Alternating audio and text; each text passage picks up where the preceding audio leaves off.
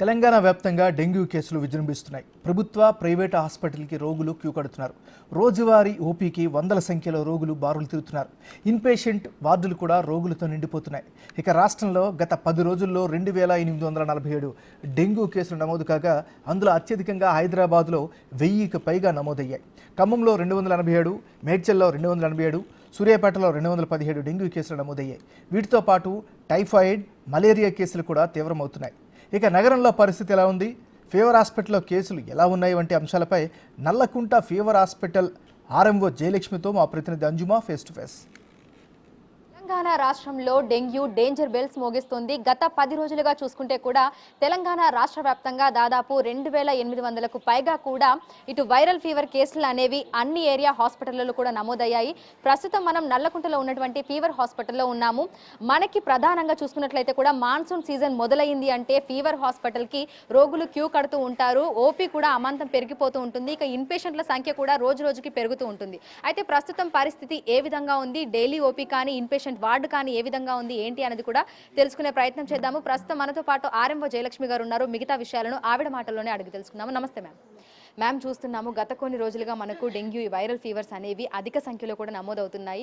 ఇటు హైదరాబాద్లో చూసుకుంటే పరిస్థితి ఏ విధంగా ఉంది, మన హాస్పిటల్కి ఎలాంటి కేసెస్ వస్తున్నాయి? మన హాస్పిటల్కి ఫీవర్ కేసులే రొటీన్గా ఫీవర్ కేసెస్ వస్తున్నాయండి. వైరల్ ఫీవర్లు ఎక్కువ ఉంటున్నాయి. ఓపీ ఒక 600 to 700 ఉంటుంది. ఇవాళ నిన్నైతే 700, ఇవాళ 600 ఉంటుంది.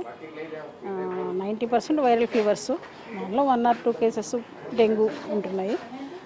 మిగతా అన్ని fever, body pains, routine joint పెయిన్స్తో వస్తున్నారు. ఒక 3-4 days, మ్యాక్సిమం 5 days అయితే రికవర్ అయిపోయి వెళ్ళిపోతున్నారు. 90% ఫీవర్లే ఉంటున్నాయి కాబట్టి రొటీన్గా మేము simple paracetamol, more than 3 days fever ఉంటే యాంటీబయాటిక్స్ అవి ఇస్తున్నాము. టెస్టులు కూడా రొటీన్ టెస్టులు చేస్తున్నాము.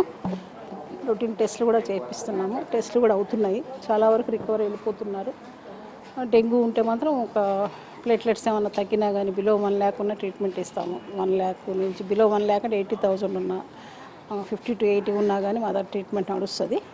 బిలో 50 ఉండి ఏమన్నా బ్లీడింగ్ మేనిఫెస్టేషన్స్, ఏమన్నా బ్లడ్ వామిటింగ్స్ కానీ, మోషన్లో బ్లడ్ పడడం కానీ, గమ్స్ నుంచి బ్లీడింగ్ అట్లా ఉండడం కానీ వాళ్ళు ఏమన్నా ఉంటే ఉస్మానియాకి రెఫర్ చేస్తాం. సో ప్రజెంట్ మన దగ్గర చూసుకుంటే బెడ్ కెపాసిటీ అనేది ఎంత ఉంది, ఇన్పేషెంట్లు ప్రజెంట్ ఎంతమంది ఉన్నారు? బెడ్ కెపాసిటీ 330, ఇన్పేషెంట్స్ 35 ఉన్నారండి. ఓకే. సో అంటే మనకి ఓపీకి వస్తున్న వాళ్ళలో డెంగ్యూ కానీ టైఫాయిడ్ కానీ అంటే ఈ వ్యాధి లక్షణాలతో వస్తున్న వాళ్ళు, ఇన్పేషెంట్ అవుతున్న వాళ్ళు ప్రతిరోజు ఎంతమంది ఉంటున్నారు? టైఫాయిడ్ కూడా ఉంటాయి, మరి ఎక్కువ కేసులని కాదు. ఎక్కువగా మాకు జీఈ కేసులు, ఇప్పుడు సీజన్ కదా, వర్షాకాలం కాబట్టి సీజనల్ వ్యాధులు ప్రబలే అవకాశం కూడా ఉంది కాబట్టి బయట పబ్లిక్ బయట ఫుడ్, వాటర్, కలుషితమైన నీరు, కలుషితమైన ఫుడ్ తినడం వల్ల కూడా మోషన్స్, వామిటింగ్స్ ఉంటే జీఈ కేసు వస్తుంటాయి. అవి ఒక 15 to 20 ఉంటున్నాయి. ఈ 2 రోజుల నుంచి కొంచెం తగ్గినాయి.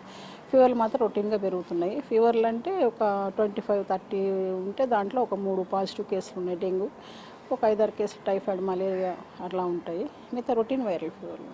ఓకే. సో ప్రస్తుతం మనం చూసుకుంటే అంటే మనకి జనరల్ ట్రాన్స్ఫర్స్ ఇవన్నీ జరిగిన తర్వాత మనకి స్టాఫ్ కొరత అనేది ఏర్పడింది. ముఖ్యంగా స్టాఫ్ నర్సులు కూడా చాలా తక్కువగా ఉంటున్నారు. మన ఫీవర్ హాస్పిటల్తో పాటు మిగతా పెద్ద ఆసుపత్రుల్లో కూడా ఈ కొరత ఉంది కదా. ప్రజెంట్ మన దగ్గర సిచ్యువేషన్ ఏ విధంగా ఉందంటారు? అన్ని హాస్పిటల్స్ లాగా మా హాస్పిటల్లో కూడా అదే పరిస్థితి. జనరల్ ట్రాన్స్ఫర్స్ చాలా వరకు ట్రాన్స్ఫర్ వెళ్ళారు, కానీ పూర్తి స్థాయిలో ఇంకా సబ్స్టిట్యూట్ రాలేదు. ఇంకా మాకు కొంతమందిని రిప్లేస్ చేశారు. ఇంకా మాకు మొత్తం పూర్తి స్థాయిలో వైద్యుల బదిలీలు మొత్తం అయిపోయింది, కానీ ఈ నెలాఖరు వరకు 90%, 99% దాకా రావచ్చు. ప్రస్తుతం చూసుకుంటే షార్టేజ్ అనేది ఏ విధంగా ఉంది మ్యామ్? ఇటు నర్సింగ్ స్టాఫే చూసుకున్నా, లేదంటే డాక్టర్లే చూసుకున్నా, జూనియర్ డాక్టర్లు, అంటే పరిస్థితి ఎలా ఉంది? ఎంతవరకు మనకి ఇంకా అవసరం పడతారు? నర్సింగ్ స్టాఫ్ కూడా ట్రాన్స్ఫర్ అయ్యారు. నర్సింగ్ స్టాఫ్ అంటే 60 మెంబర్స్లో ఒక 30 మెంబర్స్ ఉన్నారు. ఒక 50 మెంబర్స్కి 30 మెంబర్స్ ఉన్నారు. ఒక 20 మెంబర్స్ వెళ్ళిపోయారు. డాక్టర్స్ 11 మంది, 12 మంది, ప్రొఫెసర్స్ అందరు వెళ్ళిపోయినందుకు ప్రొఫెసర్స్ ప్లేస్లో అయితే ఎవరు రాలేదు. డాక్టర్స్ కూడా వెళ్ళారు. వాళ్ళలో ఒక 7 మెంబర్స్ వెళ్ళిపోయింది. ఒక డిఎంఓ మాత్రం, ఒక ఎంబీబీఎస్ డాక్టర్ వచ్చి రిపోర్ట్ చేశారు. మెడిసిన్ మేము డిఎంఏకి లెటర్ పెట్టుకుంటే మేడం పీజీసీని పంపించారు. పీజీసీతో నడిపిస్తున్నాము. ఒక 7 మెంబర్స్ పీజీస్. మరి అంత ప్రాబ్లం అయితే కావట్లేదు. పీజీసీ ఉన్నారు కాబట్టి చాలా వరకు మెయింటైన్ అవుతుంది. సో వార్డులలో పరిస్థితి ఏ విధంగా ఉంది మ్యామ్? అంటే పేషెంట్లకు సరిపడా మనకి ఇక్కడ నర్సింగ్ స్టాఫ్ అనే వాళ్ళు ఉంటున్నారా? ఇక్కడ పరిస్థితి ఎట్లా ఉంది? వార్డులలో అంటే స్టాఫ్ నర్సులు అంటే ఒక 20 మెంబర్స్ వెళ్ళారు కాబట్టి కొంచెం వార్డులలో కొంచెం ప్రాబ్లం అవుతుంది అన్నమాట. ఆ స్టాఫ్ నర్సులు కూడా వస్తే మాత్రం మాకు పూర్తి స్థాయిలో ఇంకా కొంచెం ఐపీ కూడా పెంచడానికి కూడా మాకు అవకాశం ఉంటుంది. గత ఏడాదితోటి మనం పోలిస్తే ఈసారి డెంగ్యూ కేసులు అనేవి ఏ విధంగా ఉన్నాయి మ్యామ్? ఎందుకంటే గతంలో చెప్పుకున్నాము, WHO కూడా చెప్పింది ఈసారి తెలంగాణ రాష్ట్రంలో మనకు డెంగ్యూ కేసులు అధిక సంఖ్యలో కూడా నమోదయ్యేటువంటి అవకాశం ఉందని ముందే హెచ్చరికలు అనేవి జారీ చేసింది. ఇటీవల కాలంలో కూడా మనం చూస్తున్నాము ఈ కేసెస్ అనేవి క్రమంగా పెరుగుతున్నాయి. రానున్న రోజుల్లో పరిస్థితి ఏ విధంగా ఉండే అవకాశం ఉందంటారు? డెంగ్యూ అనేది ఎందుకంటే లాస్ట్ ఇయర్ కంటే ఈ ఇయర్ కొంచెం ఎక్కువే ఉన్నది. ఎందుకంటే ఎందుకంటే కొంచెం అప్ అండ్ డౌన్స్ నడుస్తుంది. కొంచెం ఈ 2 వీక్స్ నుంచి వర్షాలు కూడా కొద్దిగా పగలు ఎండ ఉంటుంది, మధ్యాహ్నం మబ్బు పడితే నైట్ వర్షం రావడం వల్ల కూడా ఈ వర్షాలు బారిన పడి కొంచెం జలుబు, జ్వరము, బాడీ పెయిన్స్ అట్లా రావడం అనేది కాబట్టి కొంచెం సివియారిటీ అనేది ఉంది. ఫీవర్లు కూడా డెంగ్యూ కూడా ఉన్నా కానీ అంతగా మళ్ళీ 2018లో బాగా వచ్చింది అవుట్ బ్రేక్. ఎందుకంటే డెంగ్యూతో చనిపోయిన వాళ్ళు కానీ haemorrhagic shock syndromes, dengue complications కానీ చాలా చూసాము. కానీ అప్పుడంత కాంప్లికేషన్స్ అయితే ఇప్పుడు లేదు. ఓకే. సో ప్రస్తుతం మన ఓపీ అయితే రోజుకి 600 నుంచి 700 వరకు ఉంటుందని చెప్పుకోవచ్చు. అంటే మామూలు రోజులతోటి మనం కంపేర్ చేస్తే మాన్సూన్ సీజన్ స్టార్ట్ అయిన తర్వాత మనకు ఒకటేసారి గ్రాఫ్ అనేది పెరుగుతుంది ఓపీకి వచ్చేటువంటి పేషెంట్లు. సో ప్రజెంట్ ఓపీ చూసుకుంటే ఆ మార్పు ఎలా ఉంది? వస్తున్న కేసులలో డెంగ్యూ కేసెస్ ఎన్ని ఉన్నాయి? వస్తున్న కేసులలో డెంగ్యూ అంటే మేము టెస్టులు చేసిన వాటికి చేస్తున్నా కానీ అన్నీ ఏం పాజిటివ్లు రావట్లేదు. పాజిటివ్ వచ్చినవి అడ్మిట్ చేస్తున్నాము. ఈ ఆగస్ట్ 1 నుంచి ఇప్పటిదాకా అయితే ఒక 24 కేసెస్ పాజిటివ్ వచ్చాయి. ఓకే. లాస్ట్ జూలైలో ఒక 72 కేసు పాజిటివ్ వచ్చాయి. ఓకే. సో ప్రజెంట్ అయితే ఓపీకి వస్తున్న వాళ్ళకి అన్ని రకాలుగా మనం టెస్ట్లు అయితే చేసి అందులో సివియర్గా ఉన్న వాళ్ళని అయితే మనం ఇమీడియట్గా ఇన్పేషెంట్ చేస్తున్నాము. సో ఇంకొంచెం సివియర్గా ఉంటే మనం వేరే హాస్పిటల్కి లైక్ ఉస్మానియాకి. ఎందుకంటే ప్లేట్లెట్స్ ఏమైనా తగ్గితే బిలో 50 ఉండి వాళ్ళకి ఏమైనా bleeding gums, stomach pain plus blood vomitings, మోషన్లో బ్లడ్ పడడం వల్ల ఉంటే ఉస్మానియాకి రెఫర్ చేస్తాం. బ్లడ్ PRPలు అయి పెట్టుకోవాలి కాబట్టి బ్లడ్ బ్యాంక్ మన దగ్గర అందుబాటులో లేదు కదా, అక్కడికి పంపిస్తాం. సో ఏజ్ వైజ్గా చూసుకుంటే ఎక్కువగా ఎవరు వీటి వల్ల ఎఫెక్ట్ అవుతున్నారంటారు మ్యామ్? అంటే ఈ జ్వరాల వైరల్ ఫీవర్స్ బారిన పడుతున్న వాళ్ళు అంటే అన్ని రకాల అందరూ అన్ని ఏజ్ వాళ్ళు ఎఫెక్ట్ అవుతారు. కానీ మెయిన్ ఏంటంటే ఓల్డ్ ఏజ్, పిల్లలు, ప్రెగ్నెంట్ వాళ్ళు కొంచెం ఎక్కువగా వీటి బారిన పడే అవకాశం ఉంటుంది. ఎందుకంటే వాళ్ళకి కొంచెం ఇమ్యూనిటీ పవర్ తక్కువ ఉంటుంది కాబట్టి వాళ్ళే కొంచెం జాగ్రత్తగా ఉండాలన్నమాట. ప్రస్తుతం మనం చూసినట్లయితే కూడా తెలంగాణ రాష్ట్ర వ్యాప్తంగా అయితే మనకు క్రమేణా ఈ డెంగ్యూ కేసులు అనేవి పెరుగుతున్నాయి.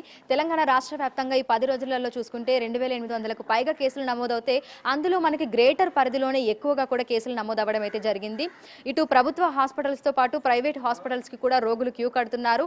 ఇక అధికంగా లక్షణాలు ఉండి సివియర్ ప్రాబ్లం ఉన్న వాళ్ళైతే ఇన్పేషెంట్ అయిపోతున్నారు. అయితే ప్రభుత్వ హాస్పిటల్స్లలో ఇటీవల కాలంలో మనకు ట్రాన్స్ఫర్లు అనేవి జరగడం జరిగింది. దీనివల్ల కూడా స్టాఫింగ్ నర్స్ కొరత కూడా ఎక్కువగా ఉంది. దీంతో పాటుగా ఒకటి డాక్టర్లు, ప్రొఫెసర్ల కొరత కూడా ఉంది. దీనివల్ల వార్డులో ఉన్నటువంటి రోగులు అయితే కొంచెం ఇబ్బందులు అయితే పడుతున్నారని చెప్పుకోవచ్చు. అయితే వీటిని త్వరితగతిన భర్తీ చేయాల్సినటువంటి అవసరం ఎంతైనా ఉంది. ఇక ప్రజలు కూడా అప్రమత్తంగా ఉండాలని, ఈ వైరల్ ఫీవర్లు అటాక్ అవ్వకుండా తగు జాగ్రత్తలు అయితే తీసుకోవాలని కూడా వైద్యులు సూచిస్తున్నారు. వీడియోని సంతోష్తో అంచుమా.